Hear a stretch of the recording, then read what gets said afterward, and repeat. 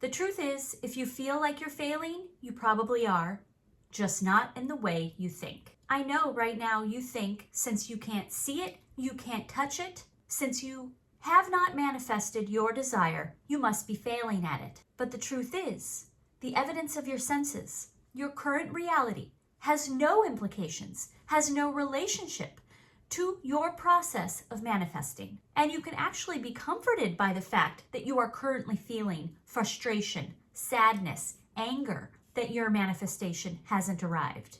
Because those feelings mean you haven't quit yet. And because you haven't quit, you still have the opportunity to master your manifestation. Because mastery only comes to those who keep going, who work through their disbelief, who keep assuming even when it feels like it's not working. In the words of Nelson Mandela, it always seems impossible until it's done. And speaking of Nelson Mandela, that man spent 27 years in prison, got out, and then became the president of South Africa. If he had let struggle, confinement, convince him that he was defeated, then history would never have known his name.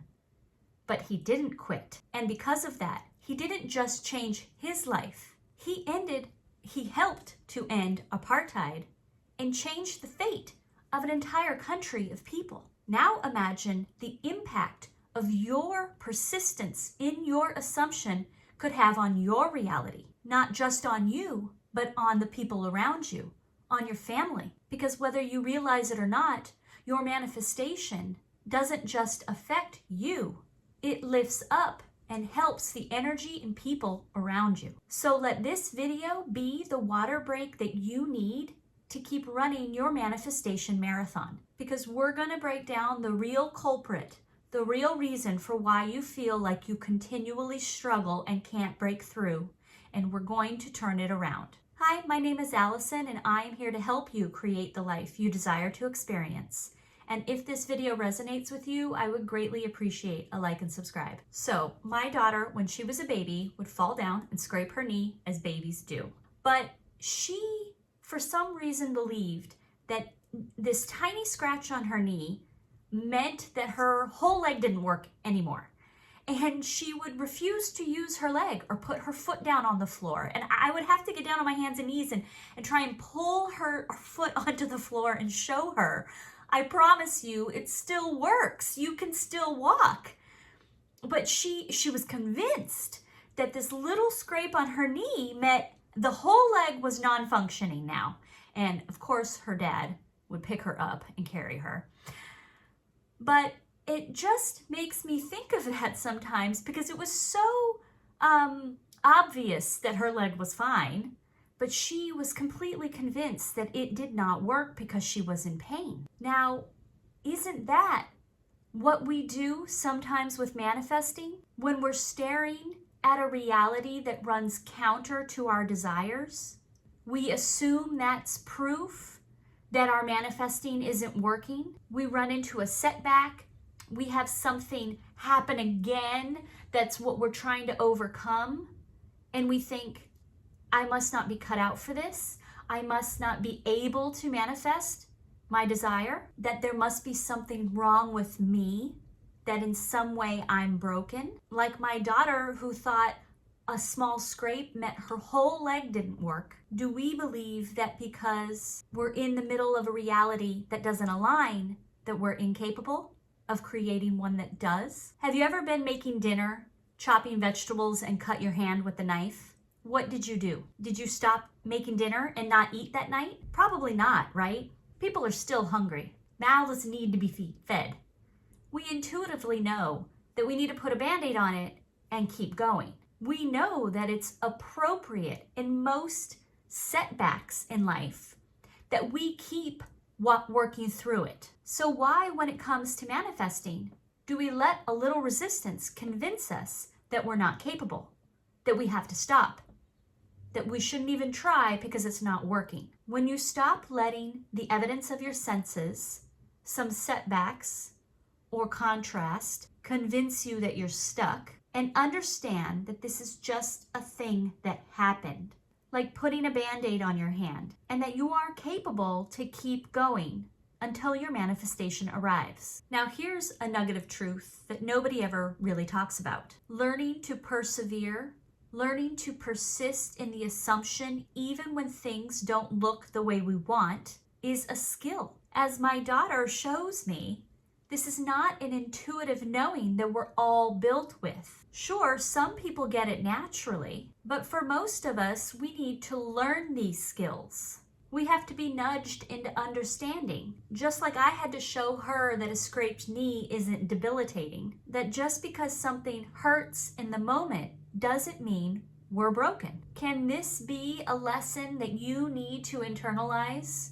Are you ready now to hear that? To allow yourself to be in process and not get it perfect the first time? Because that's what separates those who manifest from those who don't. Now you might think, yeah, I've tried many times to be consistent, to practice assuming, to try and have willpower and perseverance, and I've always failed. And that might have been true up until now, but guess what?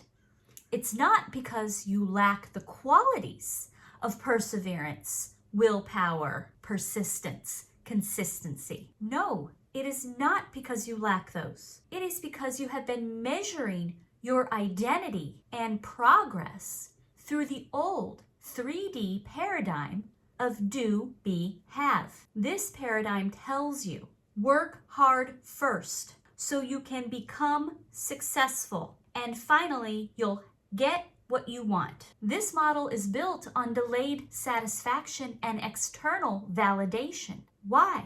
Because it demands you prove yourself before you can feel worthy of your desire. The do, be, have paradigm is ruled by cause and effect. It keeps you focused on the external, making you think that something out there has to happen before I am worthy. You look around for proof that you're disciplined, proof that you're consistent, proof that you have willpower, proof that you can follow through. But if your external reality doesn't reflect those qualities, then you assume you don't have them. And because you assume you don't have them, because you don't have the proof, then you will always lack them. But that's a lie. You were never missing these qualities. You were just taught to believe that you had to see them before you could be them. That's the trick of the 3D paradigm. It makes you measure yourself by what's already manifested. But what's already manifested is just an old assumption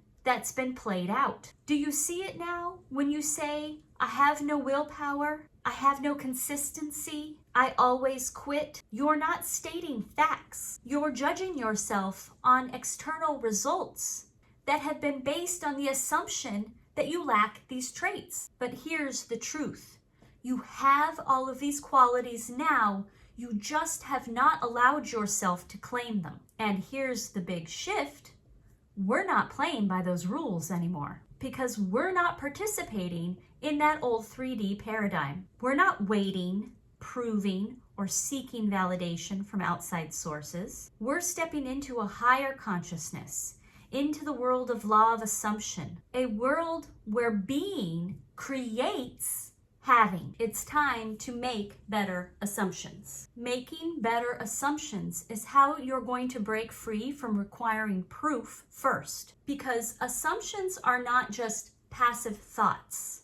They're the blueprint for your reality. As Neville Goddard said, assumptions, if persisted in, harden into fact. That means that whatever you consistently assume about yourself and your reality will inevitably become your experience. When we build houses, what comes first? The blueprint. The manifestation of a newly built house is created in imagination first.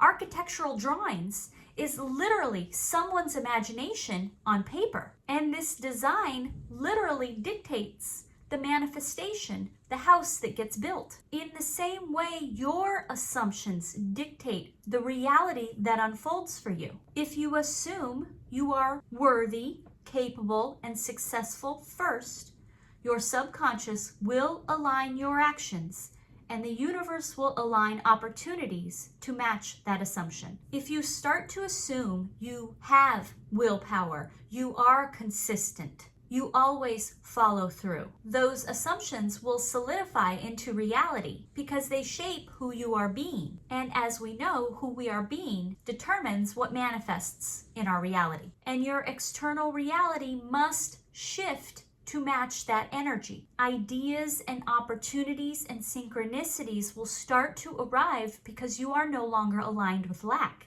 because you are no longer waiting on proof. The proof will start to generate. It has to. This is why better assumptions aren't about forcing something. They're about shifting who you are being so that the life you desire becomes inevitable. From now on, when your reality shows you something that runs counter to your desire, when the success hasn't materialized, you're not going to take that as a sign your manifestation isn't working. Instead, you'll see it for what it truly is. Old assumptions playing out. And now that you know better, you won't react the same way. You will be able to maintain and persist in your assumption of the wish fulfilled. The moment you refuse to allow the 3D reality to tell you who you are is the moment reality has no choice but to shift and meet who you are being. I hope that this video was helpful to you. And if you want more help on not chasing down proof, I would suggest watching this next video here. Thank you, and I look forward to bringing you more.